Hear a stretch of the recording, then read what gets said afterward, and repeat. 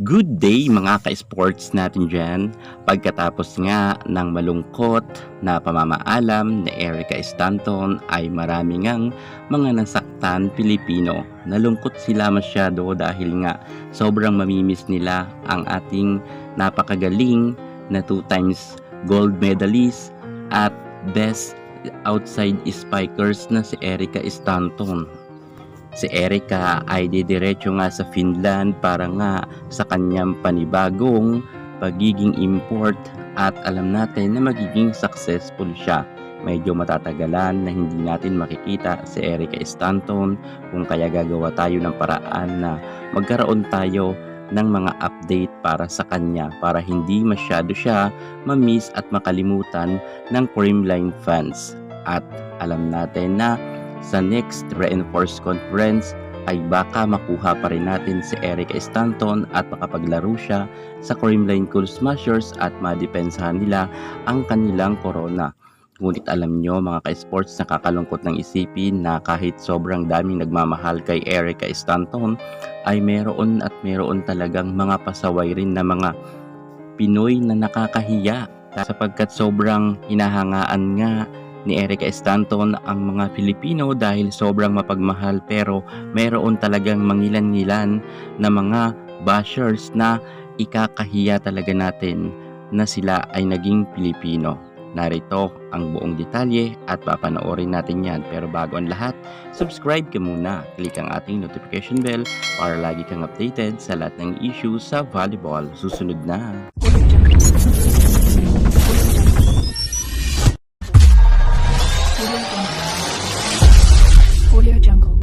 Erica Stanton, sobrang daming nagmamahal sa kanyang mga Filipino fans pagdating sa larangan sa volleyball.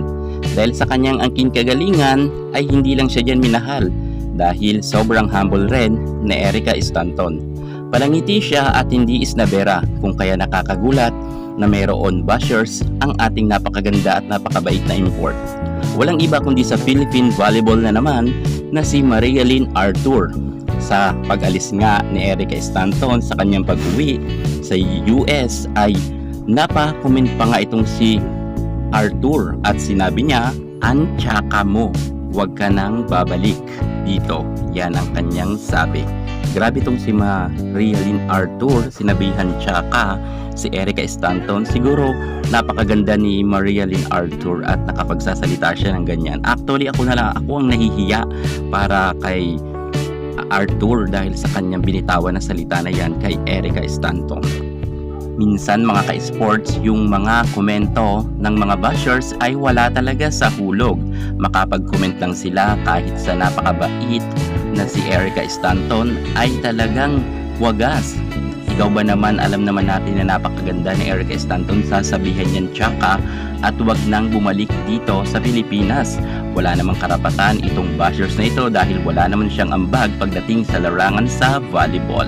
Sobrang bait ni Erica Stanton at sobrang daming nagmamahal sa kanyang Filipino fans na talagang full support nga, lalo higit ang Creamline Cool Smashers fans ay love na love nga itong si Erica Stanton dahil sobrang bait nito, wala tong pinipili.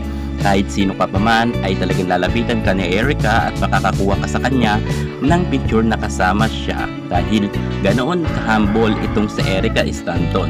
Kaya't ako na talaga ang nahihiya sa mga bashers na nagsasalita nga ng mga hindi ka nais-nais sa ating import.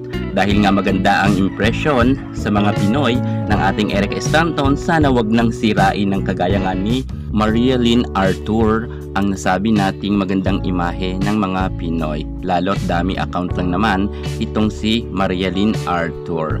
Sa mga bashers dyan ng Creamline Cool Smashers, manigas kayo kasi nananatili pa rin na nasa number 1 ang Creamline at kahit pa sabihin ninyo na tsaka itong si Erica Stanton, wala naman maniniwala dahil mas maraming nagagandahan sa kanya.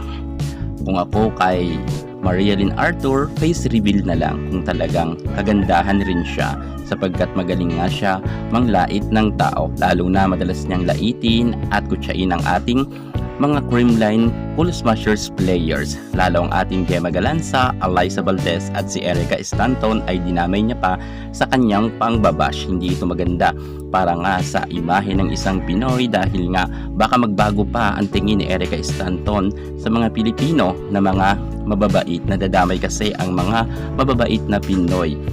Kita naman natin na si Erica ay sobrang mahal na mahal niya ang mga Filipino fans dahil sobrang supportive daw nito sa volleyball. Ako na lang ang hihingi ng sorry para kay Marielyn Artun. As a Filipino ay sorry kay Erica dahil meron mga ganitong klaseng tao na Pilipino. Iilan lang naman sila pero wag magbago sana ang impression ng ating Erica Stanton sa pagtingin niya sa mga Pinoy. Sapagkat ako na nagsasabi sa iyo na mas maraming mga mababait na Filipino. Yan muna ang pinaka-latest natin para kay Erica Stanton at manatili kayong tumutok sa aking YouTube channel dahil madalas tayo mag-update ng mga kaganapan nga ni Erica Stanton sa kanyang pro game sa ibang bansa. Yan muna ang pinaka-latest natin sa mundo ng volleyball. Thank you so much. God bless.